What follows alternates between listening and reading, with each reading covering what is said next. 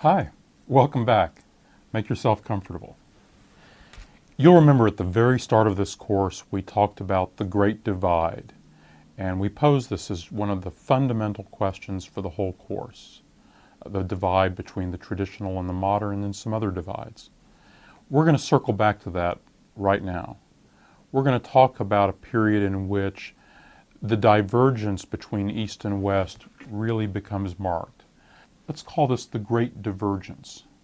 Actually, it's not my phrase. The phrase is mainly associated with a historian named Kenneth Pomerantz, who talks about the great divergence that shows up between, say, the most advanced part of Asia, China, and the most advanced part of the Western world, which was Western Europe, from about 1800 on.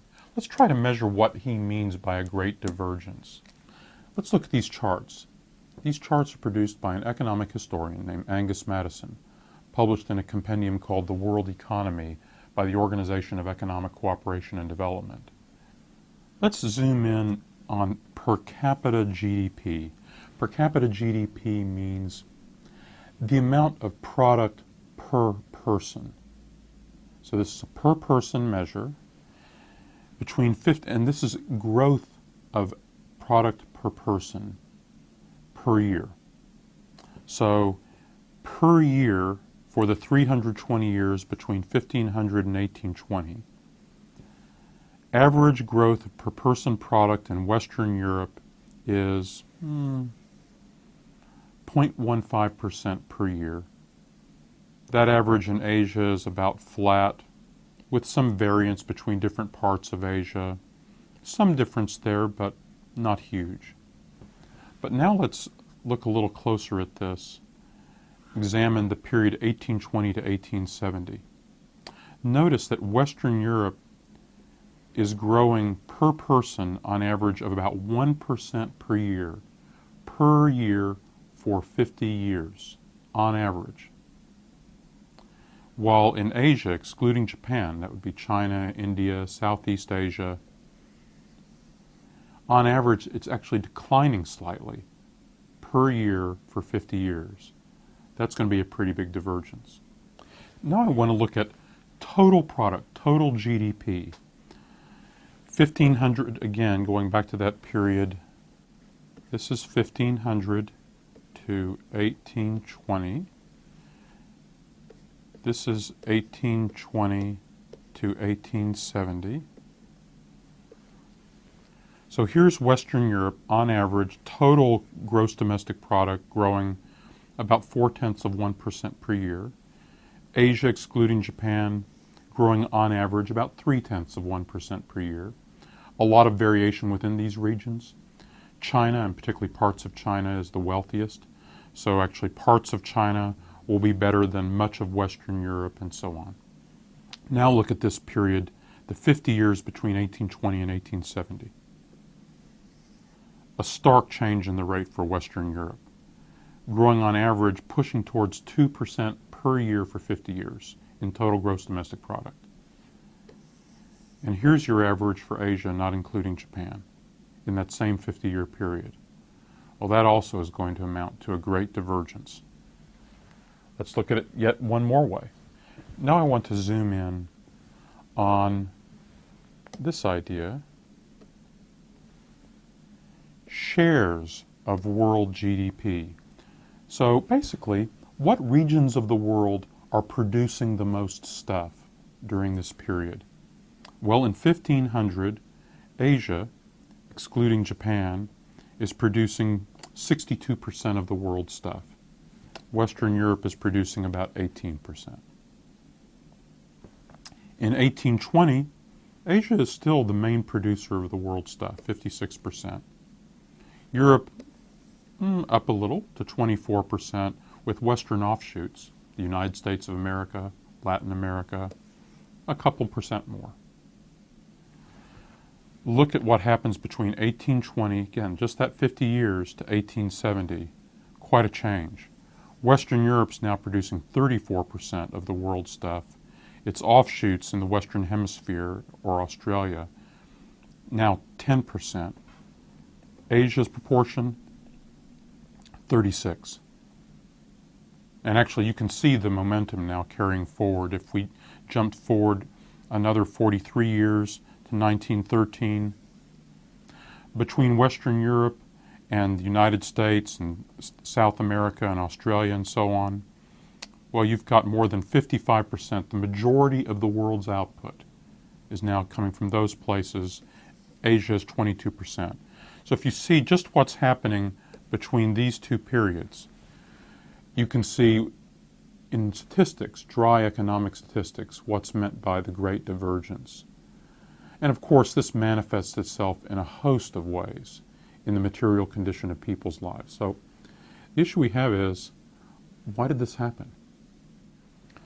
Well, let's first dispel some common misconceptions, because actually the wealthiest parts of these two ends of Eurasia, let's say the Yangtze Valley in China compared to Northwest Europe or England, they have a lot of things in common. For one thing, both ends of Eurasia have made a lot of the basic early scientific discoveries. The Chinese, for example, have discovered gunpowder. They're working in higher mathematics. A lot of the basic discoveries are common in both parts of the world as of, say, 1700, 1750. If you look at manufacturers, their ability to produce manufactured goods, the Chinese manufacturing facilities for ceramics, things like that, are as advanced or more advanced than anything you would find in England. Both ends of Eurasia can produce goods that, for the time, let's say 1700s, are very sophisticated. Both ends of Eurasia are developing some really big population centers. China, for example, in the Yangtze Valley, Northwest Europe, epitomized by places like London and Paris. Both ends of Eurasia have pretty strong financial capacity. Different ways, but yes, there are some things in Northwest Europe as the commercial revolution that I talked about earlier develops, some other private financial capabilities, but there's a lot of things in common. Both ends can muster a lot of money for major investments. Another thing both ends of Eurasia have in common, their development is both running up against hard constraints.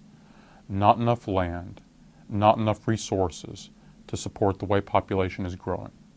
This is a classic pattern. I showed you a graph having to do with this in one of the early lectures. It's called the Malthusian trap. Population grows, your capacity to support the greater population is pretty fixed. So you may have more people, but they're producing less per person. They're running up against hard limits.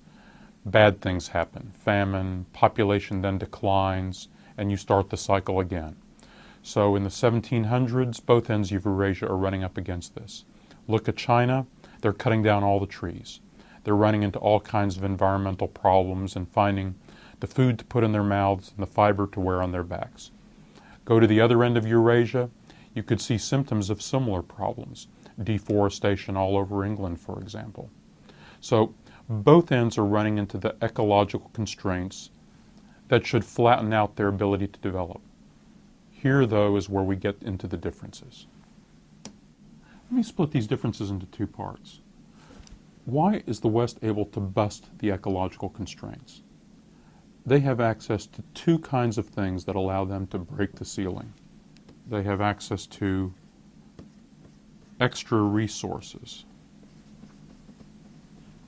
and they use technology to break the historic barriers. Where do they get the extra resources? How come they have that? Well, for one thing, they have superior trading networks. Remember that commercial revolution that I talked about? A lot of these trading networks are near Europe, say natural resources brought through the Baltic Sea. Some of that has an analog in East Asia. But another huge advantage that they have in resources, the New World, North and South America, the West Indies, allow them to start breaking through the historical constraints. That's not all either. There is this point about technology. frankly, the West starts developing these machines, tapping fossil fuel. That allows you to break the historic constraints. Okay, but how come they have that technology? How did that happen? That's the question we're going to need to explore a little more next time. That's a good one. I look forward to talking to you about it.